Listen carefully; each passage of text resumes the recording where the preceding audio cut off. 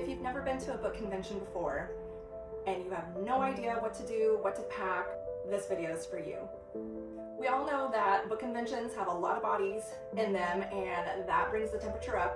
No matter how cool convention center is, that AC is just not going to cut it with that many bodies that close together. Or if you're like me and you're in the midst of perimenopause, then the hot flashes hit whenever they feel like it. So I recommend bringing a personal fan. I have one and I bring it with me literally everywhere, but they are super handy when you are inside of the book convention and you're getting jostled and elbowed and whatever. For me, bring a little bit of sanity because then I'm not overheating as much, less likely to ram someone with my book cart. Speaking of the grumpies, I also recommend bringing snacks, whether it's fruit snacks or beef sticks or whatever it is that curbs the hunger for you. Trying to keep all of our book friends happy and not hangry, because nobody needs that.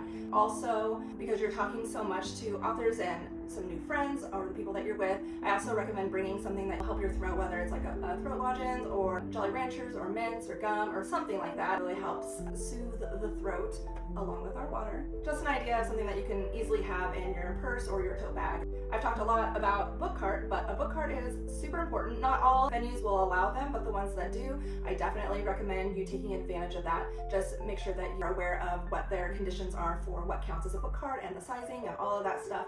I recommend one that has 4 wheels versus the ones with 2. I just find that it's easier to move around the hotel. With them, there are some that have wheels that make it easier if you're at a convention center that you have to use the stairs a lot. So think about that when you're trying to pick out your book cart. Also, the maximum capacity for weight is important because some of our books are super heavy, and when we get them all in there, they get really heavy. And so you can consider that as well. I think that there's controversy on whether you have a lid or don't have a lid. I had a lid my first year that I went, and it was a huge pain for me. I kept having to take it off, and it was just in the way. And so last year I didn't bring it at all, and it just made my life so much easier. But then I saw other people who did. So there's pros and cons to both ways. You just have to figure out if you're in an environment where you're overly stimulated, is the lid going to make or break that for you?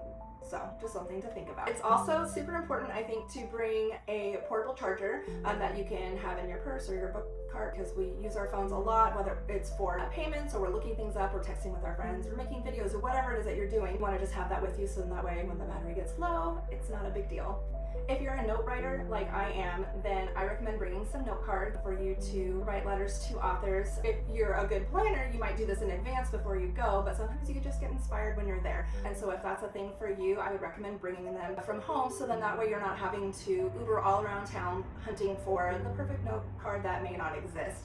I've done that and did not find any, and so it was a whole thing. And so now I bring them with me just in case I feel like writing a letter to go with a necklace or bracelet or something else that I made that I wanted to give to an author. I recommend bringing your AirPods, your earbuds, your headphones, however you listen to your music or your audiobooks. I recommend bringing that for when you're in the convention center and there's just so much going on. It can be really overwhelming and just really overstimulating. So if you find that that is you, I would recommend bringing something like that so that you can mentally take a step away for a few minutes, either while you're waiting in line, when you're walking around getting to your next location. I find that it can be very centering and just help make your experience a little bit better. It's also really nice for when you are waiting in line for a panel, because we get there early, and so you have the time to just sit there, and sometimes you don't feel like socializing.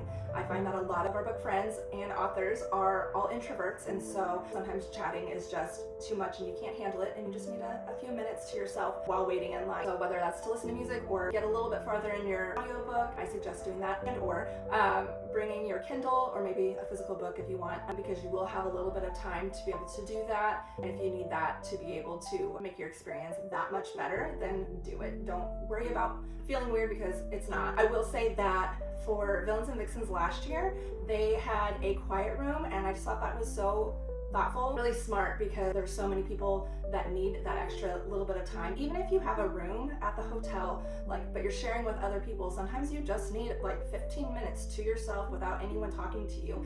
And this quiet room was the perfect thing for that, and had snacks, and I just thought it was a really, really thoughtful thing to have for the people that just need to do some introverting by themselves before going back to the room to hang out with other people that they love. So if that's you, look into that at the book convention that you're going to see if that's something that they offer.